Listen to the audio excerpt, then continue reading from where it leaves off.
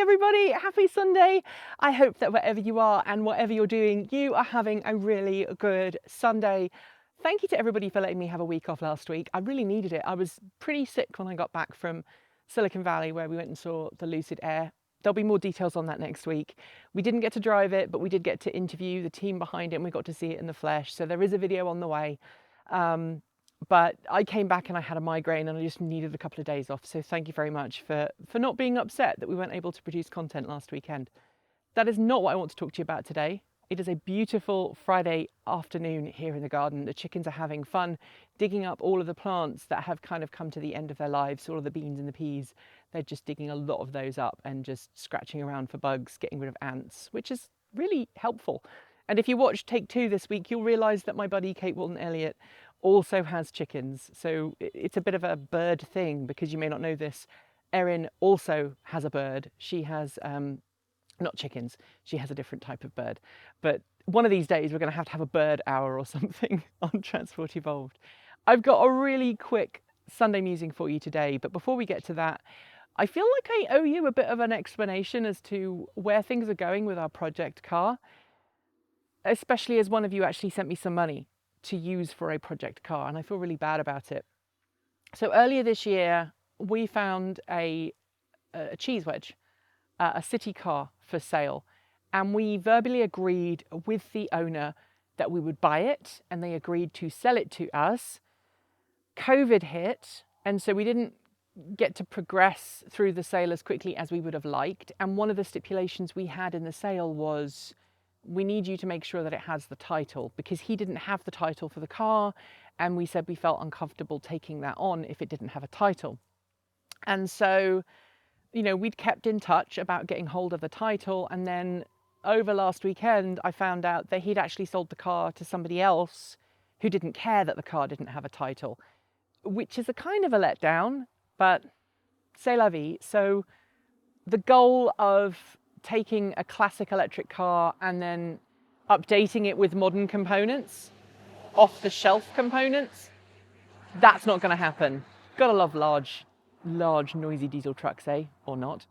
So we've now been offered another car. I'm not going to say what it is. It's a lot newer. It's from around the turn of the century. It is a car that has been converted to electric.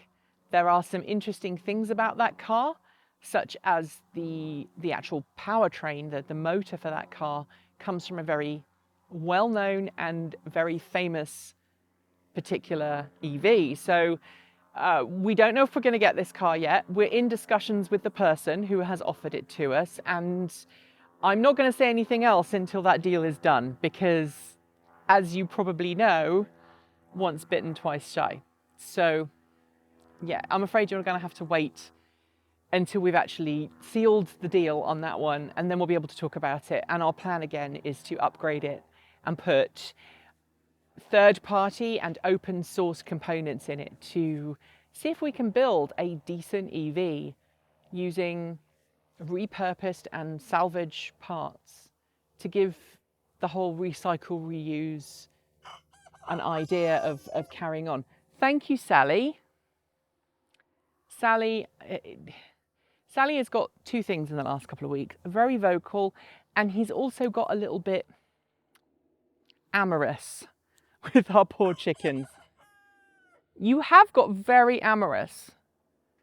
He also cock-a-doodle-doodles whenever there's a predator about. So that's kind of useful, really. He's probably going to crow for the rest of the video now. He was behind me and they've just gone back to the coop. Anyway, see, I said he'd do that.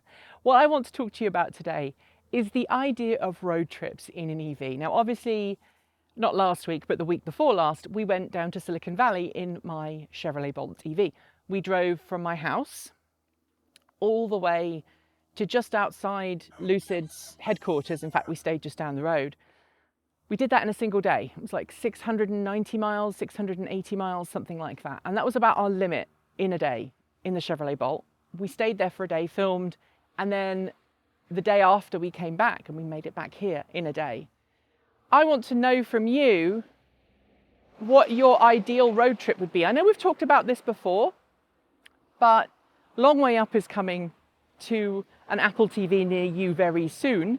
In fact, I think it launches on the 18th of September, and I have a preview copy, so I've been watching Long Way Up, and I cannot tell you anything about it because obviously you don't want to upset Apple, but I've got a copy and I'm watching it, I'm enjoying it. I don't want to say any more than that, but it's got me thinking about long distance trips in electric vehicles, whether it's on 2 wheels or whether it's on 4 wheels, or maybe it's even flying.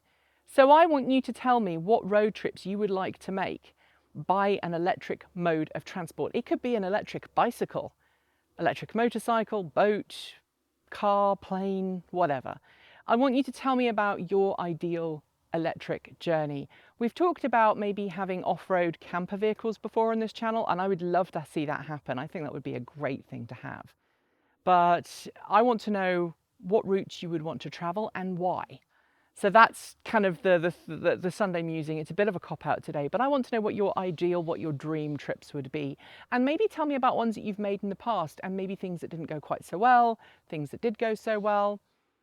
This week, Jack Rickard from EVTV passed away of cancer, and as I've said on my Twitter, my sympathies go to his family. Personally, Jack and I did not get on, but that doesn't mean I can't pass on my sympathies to his family, because losing someone to cancer is terrible, whatever. But many, many years ago now, I tried to make a trip across Europe in my Nissan Leaf. So it would have been about 2013, I think, 2012, 2013. And the reason why I brought that to memory is because Jack covered it on his news show. And he actually made up a complete load of tosh about what we'd done, how we'd got there, which was one of the reasons why he and I didn't get on. But that trip was very difficult for us. In fact, we left the UK, we made it through the UK in one day. We got on the tunnel, the Channel Tunnel. We made it into France, and kind of then we hit roadblocks because of charging infrastructure and all these other problems. These days, it's much easier to drive across Europe because there's a lot more charging infrastructure.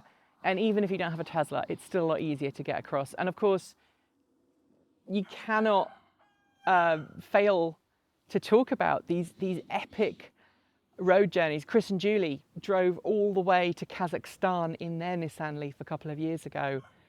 Transport Evolved actually sponsored that trip. We had a little logo on the car. So tell me about your epic trips and where you would like to go. And maybe we can, I don't know, when COVID is over, maybe we can try and see if we can do some of them. As always, thanks for watching. Thanks for picking up with Noisy Chicken over there. He's a really noisy rooster. I've called him a cock on this channel before, which is accurate. But anyway, don't forget to like, comment and subscribe. You can support us using the links below, and I'll be back tomorrow, except I won't because it's Labour Day. So I'll be back on Tuesday with more great content for you all to enjoy. Until then, keep evolving. And he's having a cockadoodle contest with the rooster down the valley. See you soon.